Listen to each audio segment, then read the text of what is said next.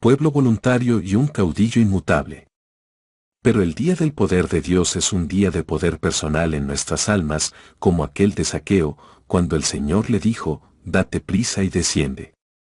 No es un día de argumentos humanos, sino de poder omnipotente, Dios obrando en los corazones. Tu pueblo lo será de buena voluntad en el día de tu poder, en la hermosura de la santidad desde el seno de la aurora, tienes tú el rocío de tu juventud, Salmo 110, 3. Jamás un versículo de las Escrituras me ha confundido tanto como este para encontrarle significado y relación.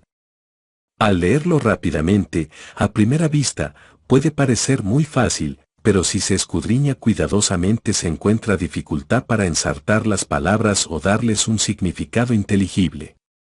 He tomado en consideración a todos los comentaristas que conozco, y he encontrado que todos ellos dan algún significado de las palabras, pero ni uno de ellos, ni siquiera el Dr. Hill da un significado coherente a la totalidad de la frase. Después de mirar las antiguas traducciones y emplear todos los medios a mi alcance para descubrir el significado, me encontré tan lejos de una solución como cuando empecé.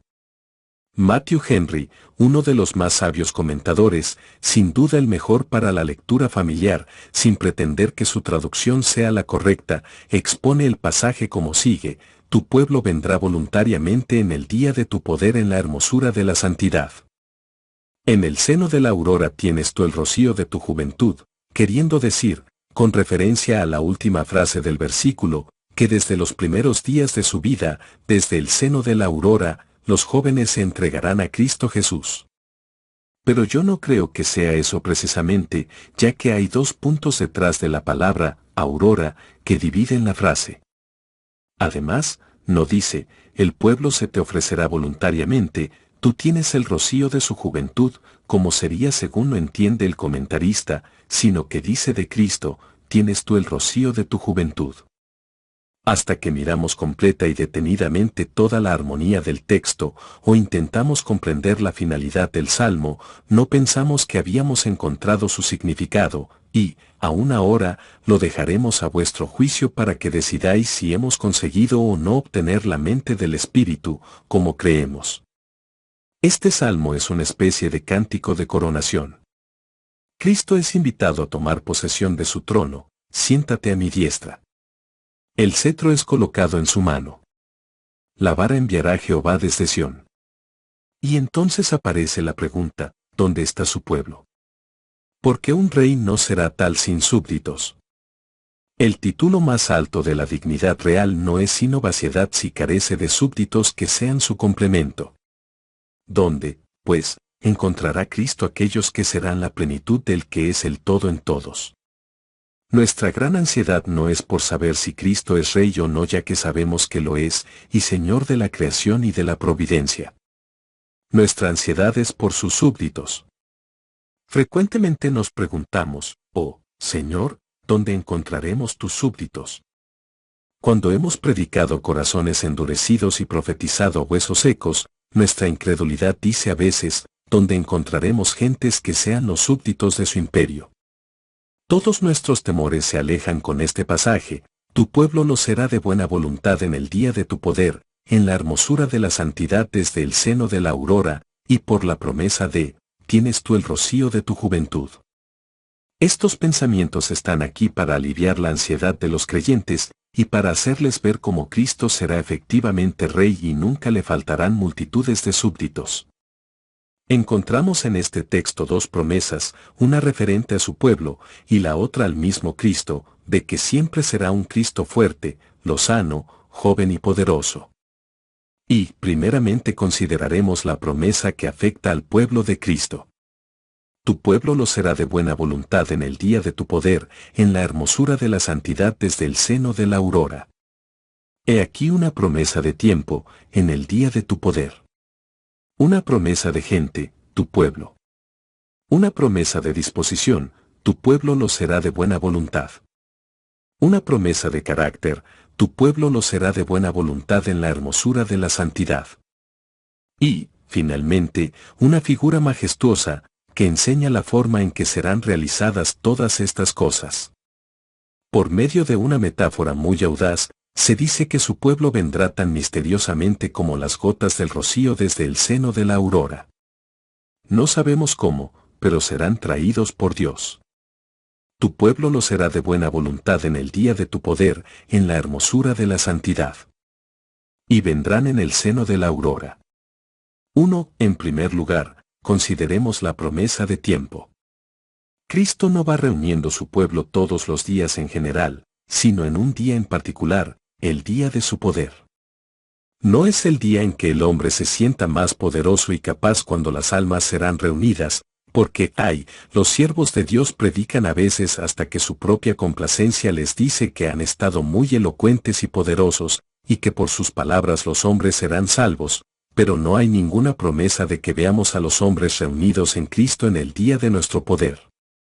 También hay veces en que la gente parece mostrar gran empeño en buscar a Dios y gran interés por escuchar, pero tampoco existe ninguna promesa de que simplemente cuando haya más o menos excitación, cuando parezca que hay poder en la criatura, vaya a ser el día de la cosecha del Señor. Será en el día de su poder, no del poder del ministro o de los oyentes. El día del poder de Dios, ¿cuándo será? Creemos que cuando el Señor derrame su propio poder sobre el ministro de forma tal, que los hijos de Dios sean reunidos por su predicación. Hay veces, amados, en que el siervo ordenado del Dios viviente no tiene que hacer esfuerzo alguno en su predicación, sino solamente abrir la boca y dejar que fluyan las palabras. Apenas tiene que pensar, porque las ideas son inyectadas en su mente, y mientras predica siente que hay un poder que acompaña a sus palabras, también lo perciben sus oyentes. Algunos de ellos se sienten como si estuvieran puestos bajo una masa que golpeara sus corazones. Otros notan como si la verdad penetrara en sus almas y matara toda su incredulidad de forma tal que no pueden resistir el bendito poder. Los hijos de Dios encontrarán irresistibles el poder y el influjo que acompañan a las palabras. Ya han oído otras veces al mismo ministro, les gustaba y sabían que habían sido edificados y sacado provecho, pero ese día fueron heridos en lo más íntimo de su ser, cada palabra cayó en buena tierra, cada golpe dio en el blanco, ni una flecha disparada dejó de dar en el centro del alma, y ni una sola sílaba fue pronunciada sin que fuera como la misma palabra de Jehová hablando desde el Sinaí o desde el Calvario. ¿No habéis conocido nunca tales momentos? ¿No los habéis sentido cuando estabais de pie o sentados en la casa de Dios? Esos son los momentos en que Dios, por manifestación de sí mismo, se ha placido en iluminar a sus hijos, reunir a su pueblo y hacer obedientes a los pobres pecadores. También hay un día particular de poder en el corazón de cada pecador, porque, desgraciadamente, el día general de poder que tiene lugar en nuestra congregación, excluye a muchos por los cuales tenemos que llorar. Mientras centenares derraman lágrimas de arrepentimiento, otros tantos permanecen estólidos e inconmovibles. Mientras que algunos corazones saltan de alegría, otros permanecen encadenados en la ignorancia y sumidos en el sueño de la muerte. Mientras Dios derrama su espíritu y algunos corazones están llenos hasta el borde a punto de rebosar, otros están secos sin una gota del rocío celestial. Pero el día del poder de Dios es un día de poder personal en nuestras almas, como aquel de Zaqueo, cuando el Señor le dijo, «Date prisa y desciende». No es un día de argumentos humanos, sino de poder omnipotente, Dios obrando en los corazones. Tampoco es un día de iluminación intelectual, ni meramente de instrucción, sino un día en que Dios penetra en el corazón y con mano poderosa arrebata la voluntad y la convierte según sus deseos, haciendo que el juicio juzgue rectamente y la imaginación piense como es debido, y guiando toda el alma hacia él. ¿No habéis pensado nunca qué poder es el que Dios ejerce individualmente en cada corazón? No hay poder como este. Si un hombre ordenara a las poderosas cataratas que se congelaran y formasen montones de agua inmóvil, y fuera obedecido por ellas, su milagro no sería ni la mitad de poderoso que el que hace Dios en el corazón cuando manda que se detenga el flujo del pecado. Y si yo ordenara al Etna, con todo su humo y sus llamas, que cesara su ebullición y fuese obedecido al instante, no habría hecho una acción tan poderosa como la que realiza Dios cuando habla a los espíritus sirvientes, que arrojan humo y fuego, instándoles a la quietud. El sempiterno Dios manifiesta más poder cuando convierte a un pecador de sus caminos de perdición, que en la creación de un mundo o en la sustentación de un universo. En el día del poder de Dios su pueblo será obediente. Amados, también nosotros esperamos un día de poder en el reinado de Cristo Jesús en los días venideros. Yo lo entiendo como que vendrá un tiempo en que los más débiles de nosotros seremos como David, y David como el ángel del Señor. Se acerca la hora cuando cada pobre e ignorante ministro predicará con poder, y cuando cada hijo de Dios será lleno del conocimiento de Dios. Esperamos un día feliz en que Cristo vendrá y hará que el conocimiento del Señor se extienda tan rápidamente que cubra la tierra como las aguas cubren la mar. A veces nos consolamos con este argumento: bien, si ahora trabajamos en vano y gastamos nuestras fuerzas en balde, no será así siempre. Llegará un día en que el viento renovador del Espíritu henchirá las velas de la iglesia y la hará marchar velozmente hacia adelante, en que la débil mano del ministro será tan poderosa como la de los más audaces guerreros cristianos que jamás empuñarán la espada del Espíritu, en que cada palabra de Cristo será como ungüento que, derramado, extenderá su perfume sobre un mundo de pecado, en que no se predicará ningún sermón sin efecto, en que, como la lluvia y la nieve bajan del cielo, no solamente no volverá vacío, sino que regará la tierra de tal forma que, cuando haya germinado y florecido, produzca fruto para la gloria de Dios, la destrucción de los ídolos y la extirpación de todas las falsas religiones. Día feliz aquel día de poder. Cristianos, ¿por qué no oráis por él? ¿Por qué no pedís a Dios que dé poder a su pueblo y que Cristo pueda venir pronto y lo encuentre obediente? Existe, no obstante, otra traducción de estas palabras. Calvino las tradujo como: en el tiempo de la reunión de sus ejércitos, auchur desmantes, en el día de la parada. A veces os decís: oh, si hubiera de ocurrir una gran contienda, donde se encontrarían los hombres para luchar por Cristo. Hemos oído decir a creyentes pusilánimes: temo que si se alzara la persecución encontraríamos muy pocos valientes para defender la verdad, pocos ministros saldrían audazmente a sostener el Evangelio de Cristo. Nada de eso, hermanos.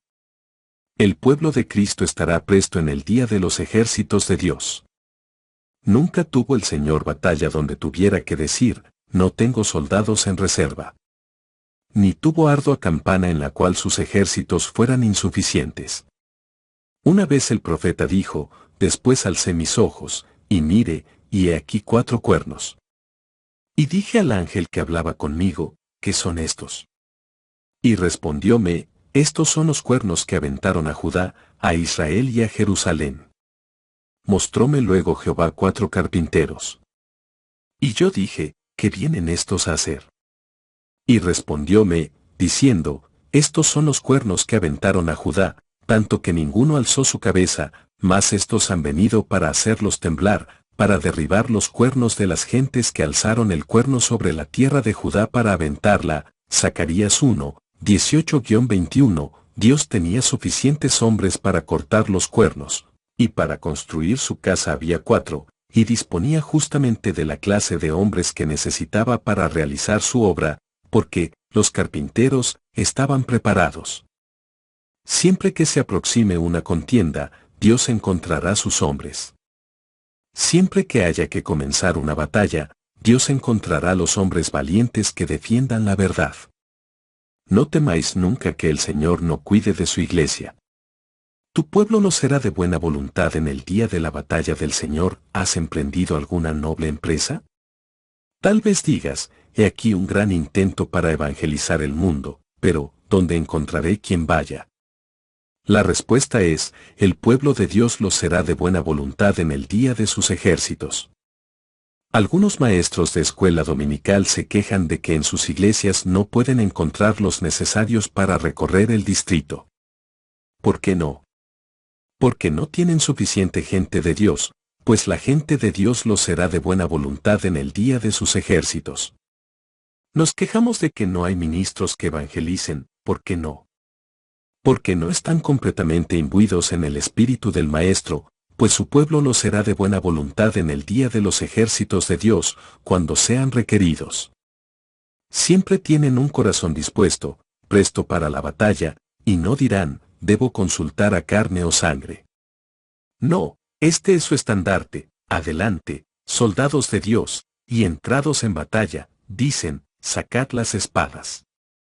Están en todo momento preparados para luchar. Siempre están listos en el día de los ejércitos de Dios. Amados míos, no temáis la contienda, no os arredréis ante ninguna empresa, no penséis que el oro o la plata se apartarán de nosotros, porque, mía es la plata y mío el oro, y los millares de animales en los collados. No esperéis el fracaso en ningún intento por grande que éste sea. El pueblo de Dios avanzará voluntario cuando sea requerida su ayuda. Creemos firmemente en esta verdad, pero debemos esperar el día de Dios, es necesario que oremos para que llegue, debemos aguardarlo esperanzados, debemos trabajar para que venga, y cuando llegue, Dios encontrará a su pueblo bien dispuesto, como debe ser. 2. Nos encontramos también ante la promesa de un pueblo, tu pueblo será lo de buena voluntad en el día de tu poder, y nadie más. La promesa es que Cristo siempre tendrá un pueblo. Aún en las épocas más oscuras de la historia Él ha tenido una iglesia, y si vienen tiempos aún más oscuros, continuará teniendo su iglesia. Oh, Elías, qué loca tu incredulidad, cuando dijiste, y yo solo he quedado, y me buscan para quitarme la vida. No, Elías, en aquellas cuevas tenía Dios sus profetas escondidos en cincuentenas. Tú también, pobre cristiano incrédulo, has dicho alguna vez, me han dejado solo, completamente solo. Oh, si tuvieras ojos para ver, si pudieras viajar un poco, tu corazón se alegraría al comprobar que Dios no carece de pueblo. Consuela mi corazón el ver cómo Dios tiene familia en todas partes. A cualquier sitio que vayamos encontraremos verdaderos corazones ardientes, hombres llenos de oración. Bendigo a Dios, porque puedo decir de su iglesia que, donde quiera que estuve, aunque no son muchos, hay algunos que gimen y suspiran por las penas de Israel. En cada iglesia hay grupos escogidos, hombres fervorosos que esperan y están preparados para recibir a su Maestro, y claman a Dios para que vengan de la presencia del Señor tiempos de refrigerio. No estéis demasiado tristes, Dios tiene un pueblo que es obediente ahora, y cuando venga el día de su poder no hay temor de que no encuentre a los suyos. La religión puede estar en un periodo decadente, pero nunca estará tan baja la marea de esta decadencia que el barco de Dios encalle, puede haber decrecido mucho, pero el maligno nunca podrá atravesar en seco el foso del castillo de la iglesia de Cristo, siempre encontrará abundante agua en él. Dios, danos gracia para buscar a tu pueblo y para creer que lo hay en todas partes, porque la promesa es, tu pueblo será lo de buena voluntad en el día de tu poder. 3. Consideraremos a continuación la disposición. El pueblo de Dios es un pueblo dispuesto. Adam Clarke dice, este versículo ha sido tristemente adulterado. Se ha creído que indica la irresistible acción de la gracia de Dios sobre el alma de los elegidos, haciéndolos, de esta forma, dispuestos a recibir a Cristo como su Salvador. Doctrina que él descarta plenamente. Pues bien, mi querido Adam Clarke, le agradecemos mucho su observación, pero tenemos que decirle, al mismo tiempo, que el texto no ha sido, tristemente adulterado. Creemos que ha sido usado con mucha propiedad para demostrar que Dios predispone al hombre. Porque si leemos la Biblia correctamente, comprenderemos que los hombres, por naturaleza, no son dóciles. Le remitimos a un texto al que usted es muy aficionado, y el cual no pensamos que sea suyo, que dice así, y no queréis venir a mí para que tengáis vida. También hay otro pasaje que nos gustaría recordarle a usted y a sus hermanos, que dice, ninguno puede venir a mí si el Padre que me envió no le trajere. Si tiene en cuenta este detalle, creemos que, aunque el texto no dice nada de ella, debiera usted tener al menos alguna consideración por esta doctrina. Leemos que el pueblo de Dios será lo de buena voluntad en el día de su poder, y si leemos como lo haría cualquier persona que hablara nuestra lengua, vemos la promesa de que Dios hará un pueblo que será voluntario en el día de su poder, y por el hecho de que ningún hombre es sumiso por naturaleza, se infiere del texto que ha de haber una obra de gracia que predisponga a los hombres para el día del poder de Dios. No sabemos si usted considera esto razonar con lógica o no, pero nosotros creemos que sí. Se nos ha acusado de no ser lógicos, y la verdad es que no nos sentimos muy apenados por ello, porque preferimos poseer lo que los hombres llaman dogmatismo, que lógica. A Cristo le toca probarlo y a nosotros predicar. Dejemos los argumentos para Él, nosotros nos limitaremos a afirmar lo que vemos en la palabra de Dios. El pueblo de Dios ha de ser obediente, y podemos distinguir quiénes son sus hijos por el hecho de su disposición. Os predico miles de veces a muchos de vosotros. Os hablo del infierno y os insto a huir de él. Os hablo de Cristo y os ruego que vayáis a él, pero no estáis dispuestos a hacerlo. ¿Qué puedo deducir de ello? O bien que el día del poder de Dios no ha llegado aún, o que vosotros no sois su pueblo. Cuando se predica con poder y la palabra se ministra con unción, si os veo inmóviles, irresolutos y mal dispuestos a entregaros a Cristo, ¿qué debo pensar? Me temo que ese no sea el pueblo de Dios, porque el pueblo de Dios estará dispuesto en el día de su poder, y sumiso para someterse a la gracia soberana, para ponerse en las manos del mediador y para abrazarse a la cruz buscando salvación. Y cuando esto ocurre, de nuevo me pregunto, ¿qué los habrá hecho estar aparejados? ¿No habrá sido la gracia lo que les ha convertido la voluntad? Si la voluntad del hombre fuera completamente libre para hacer el bien o el mal, os conjuro, amigos míos, a que contestéis a esto, porque no os convertís a Dios en este mismo momento, sin asistencia divina. Os lo diré, porque no lo deseáis, y era necesaria una promesa para que el pueblo de Dios lo fuera de buena voluntad en el día de su poder. Creo que estas palabras se aplican no solamente a su deseo de ser salvos, sino también a su deseo de obrar después de haber sido salvados. ¿Habéis conocido algún ministro que predicara el domingo y que en la reunión de oración del lunes pareciera como si le agradara más estar en casa? ¿Y si había alguna conferencia el jueves, no acudió el pobre hombre como si fuera a desempeñar algún duro deber? ¿Qué pensáis de él?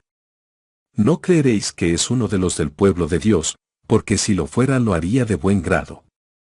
Hay quienes vienen a la casa de Dios como el negro al lugar de la flagelación, no les gusta, y están deseando que todo acabe para salir.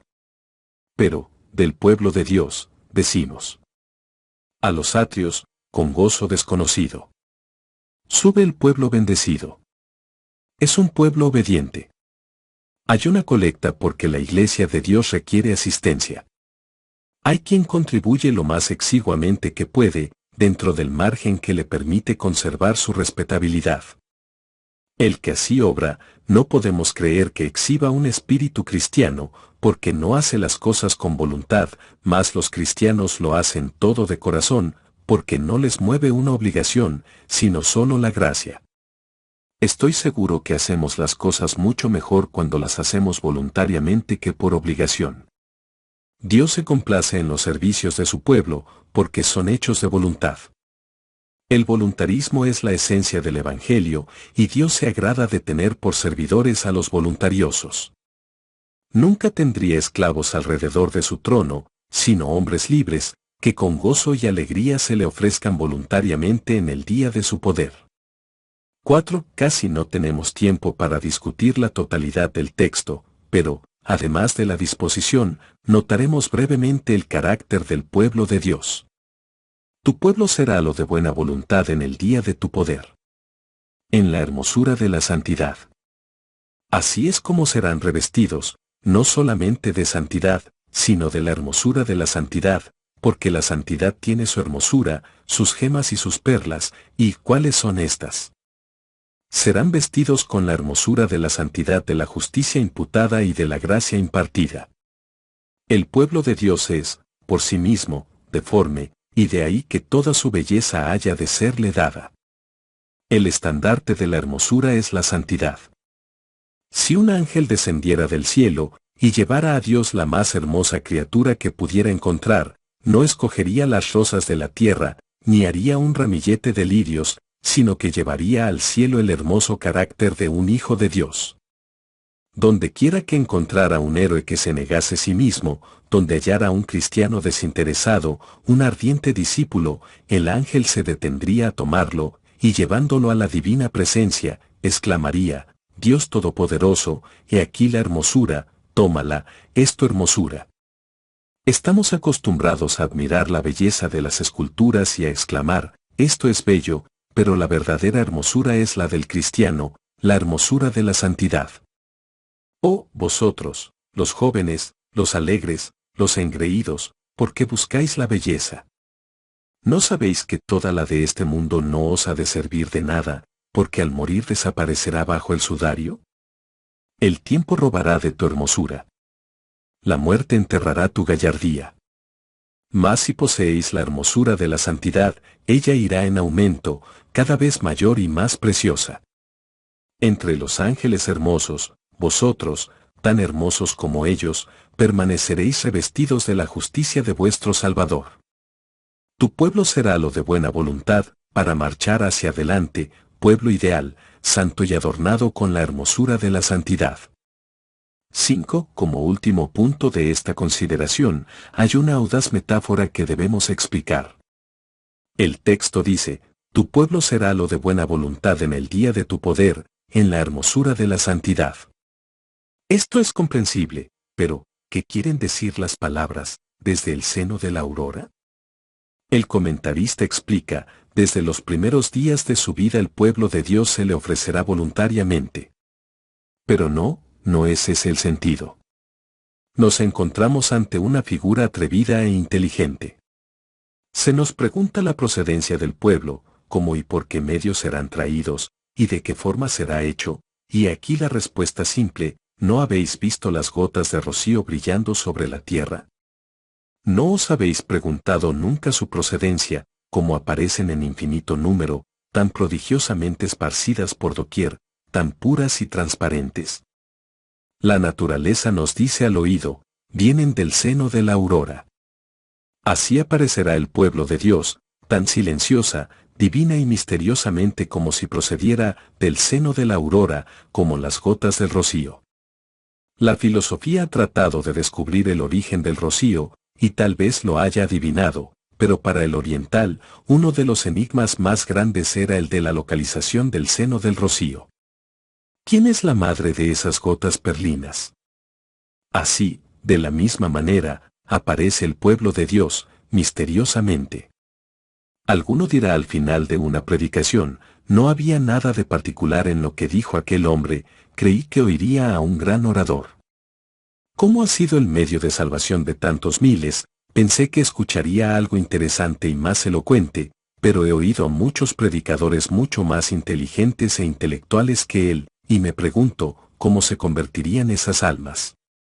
Misteriosamente, porque procedían del seno de la aurora. Y de nuevo, las gotas de rocío, ¿quién las hizo?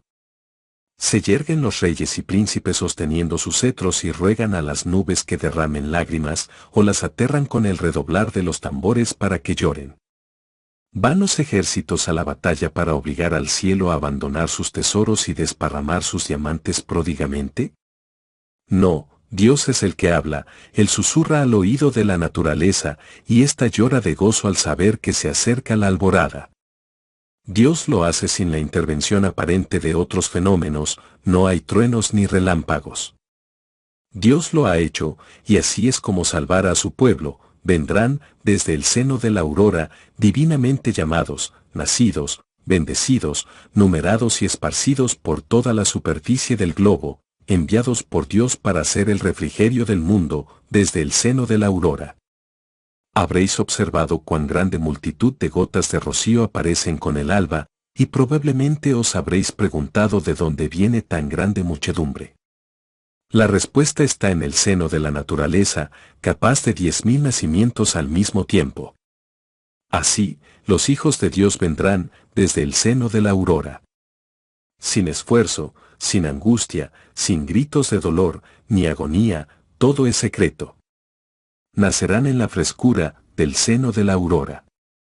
La figura es tan bella que las palabras no pueden explicarla con propiedad. Solo tenéis que salir al campo una mañana temprano, cuando el sol comienza a esparcir sus rayos por el cielo, y contemplarlo brillante con el manto del rocío. Preguntaos entonces, ¿de dónde viene todo esto? Desde el seno de la aurora, es la respuesta. Así, cuando contemplamos la multitud de los salvos, que aparece tan misteriosa, suave, divina y numerosamente, solo podemos compararla a las gotas del rocío de la mañana. Decid, ¿de dónde vienen estos? Y la respuesta es, vienen desde el seno de la aurora. 2. Y ahora, la segunda parte del texto, la más dulce y a la que dedicaremos un poco de nuestro tiempo. Hemos visto la promesa hecha a Cristo con relación a su pueblo, y ella quita todos nuestros temores acerca de la Iglesia. Veamos, pues, la otra promesa que se le hizo a Cristo: tienes tú el rocío de tu juventud, creyentes. Esta es la inagotable fuente de los éxitos del Evangelio. Cristo tiene el rocío de su juventud. Jesucristo, personalmente, tiene el rocío de su juventud. Muchos caudillos han conducido sus tropas a la batalla en los días de su juventud, y les han inspirado valor y coraje con la potencia de su voz y la fuerza de sus músculos, pero ahora, el viejo guerrero tiene los cabellos sembrados de canas, se torna decrépito y ya no puede conducir a sus hombres a la lid. No ocurre lo mismo con Jesucristo, porque Él tiene aún el rocío de su juventud. El mismo Cristo que en su juventud llevó sus tropas a la lucha, las sigue llevando ahora. El brazo que conmovió al pecador con su palabra, es el mismo de nuestros días, sigue siendo tan firme como antes. Los ojos que contemplaron con gozo a sus amigos, los mismos ojos que miraron a sus enemigos fija y severamente, son los que nos contemplan hoy a nosotros, claros y brillantes como los de Moisés. Él tiene el rocío de su juventud. Cómo nos llena de gozo el pensar que el Cristo que era en su juventud, Dios sobre todas las cosas, bendito por los siglos, todopoderoso, es el mismo de nuestros días. No es un Cristo viejo ni gastado, sino que sigue siendo nuestro caudillo. Es tan joven como siempre, cubierto por el mismo rocío y la misma lozanía. Oímos decir de algún ministro, en su juventud era muy ameno, pero ya se va haciendo viejo y empieza a hacerse pesado. Pero no es así con Cristo, tiene siempre el rocío de su juventud. El que un día hablara como jamás había hablado hombre alguno, cuando vuelva a hablar lo hará como lo hizo antes. Él, personalmente, tiene el rocío de su juventud. También doctrinalmente tiene Cristo el rocío de su juventud. Es normal que cuando una religión está en sus comienzos sea muy exuberante, para decaer más tarde. Contemplad la religión de Mahoma. Durante más de 100 años amenazó con subvertir los reinos y trastornar el mundo entero, mas, ¿dónde están las espadas que brillaron entonces? ¿Dónde están las manos que asolaron a sus enemigos? Su religión se ha convertido en algo viejo y gastado, nadie se preocupa de ella, y el turco, sentado en su diván con las piernas entrelazadas y fumando su pipa, es la mejor imagen de la religión de Mahoma, vieja, estéril y enfermiza. Pero la religión cristiana permanece tan lozana como cuando comenzara en su cuna de Jerusalén. Se conserva tan sana, tan vigorosa y poderosa como cuando Pablo la predicaba en Atenas o Pedro en Jerusalén. No es una religión vieja. Nada en ella ha envejecido, a pesar de los cientos de años que han pasado. ¿Cuántas religiones han perecido desde que comenzó la de Cristo? ¿Cuántas han nacido en una noche, como las setas? ¿No permanece la de Cristo tan nueva como siempre? Contestad vosotros, los que tenéis los cabellos de plata, los que conocisteis al Maestro en vuestra juventud, hallando sus doctrinas preciosas y dulces, ¿las encontráis inútiles ahora? ¿Creéis que Cristo no tiene ya el rocío de su juventud? No, todos podéis decir, dulce Jesús, el día que tome tu mano, el día de mis esponsales, te hallé hermoso, y como no eres como los amigos de la tierra, no te has hecho viejo y permaneces tan joven como siempre. Tu frente está tersa y sin arrugas, Tus ojos limpios y sin sombra, tus cabellos, siempre negros y brillantes, no han emblanquecido con el tiempo. Eres inmutable e inalterable, a pesar de los años que hace que te conozco.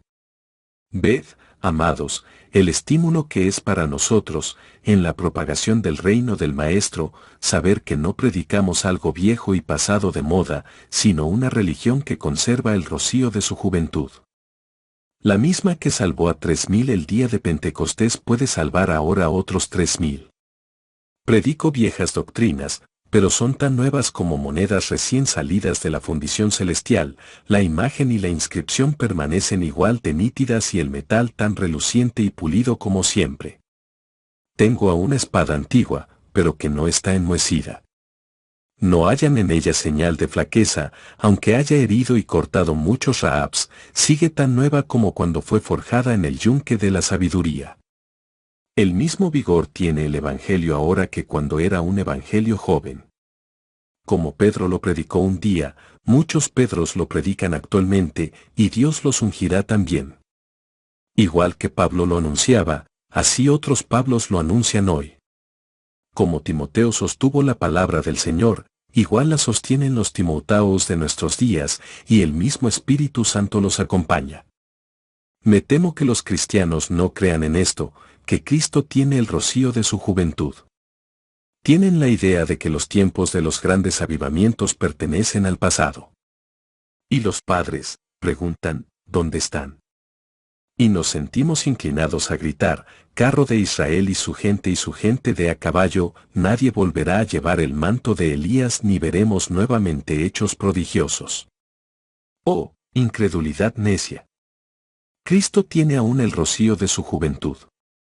Tiene tanto Espíritu Santo como tenía entonces, porque lo posee sin medida, y aunque lo ha concedido a miríadas, continuará concediéndolo.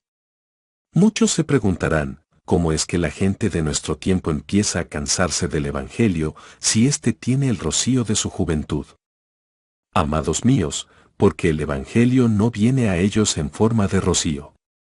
¿No oímos frecuentemente la predicación de un evangelio totalmente seco y falto de médula, como huesos a los que se les hubiera extraído el tuétano?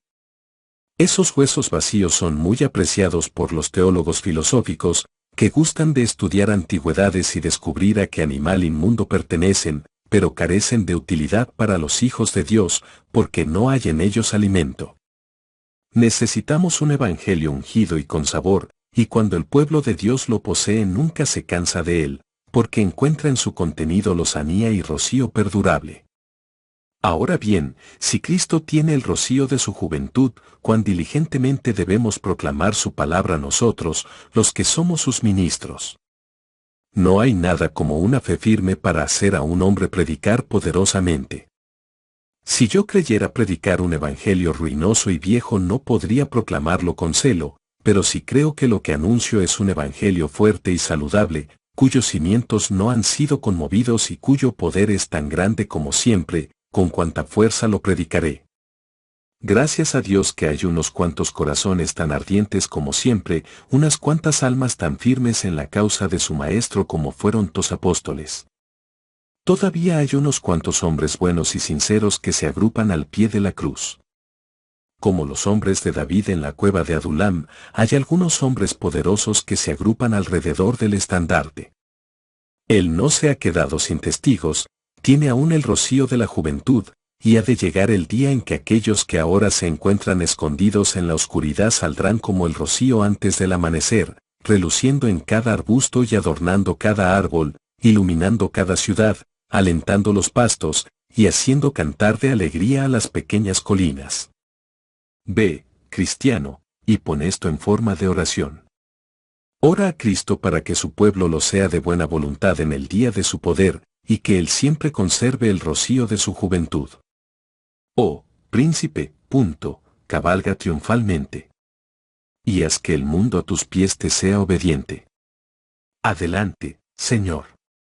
Prueba que eres el mismo de siempre, el Dios bendito, Dios sobre todas las cosas, bendito por los siglos. Levántate, cristiano, arriba, lucha por tu joven monarca. Adelante, guerreros. Desenvainad vuestras espadas. Combatid por vuestro rey. Adelante, adelante, porque el viejo estandarte es un nuevo estandarte. Cristo continúa joven y lozano. Dejad que os embargue el entusiasmo de vuestra juventud. Una vez más, alzaos vosotros, viejos cristianos, y haced que vuestros días de jóvenes vuelvan a la vida, porque si Cristo tiene el rocío de su juventud, conviene que le sirváis con juvenil vigor. Levantaos. Despertad ahora de vuestro sueño, entregadle una nueva juventud, y esforzaos por ser tan ardientes y celosos por su causa, como si fuera el primer día que le conocisteis. Quiera Dios hacer obedientes a muchos pecadores. Quiere Él traer a muchos a sus pies, porque Él ha prometido que ellos se le ofrecerán voluntariamente en el día de su poder.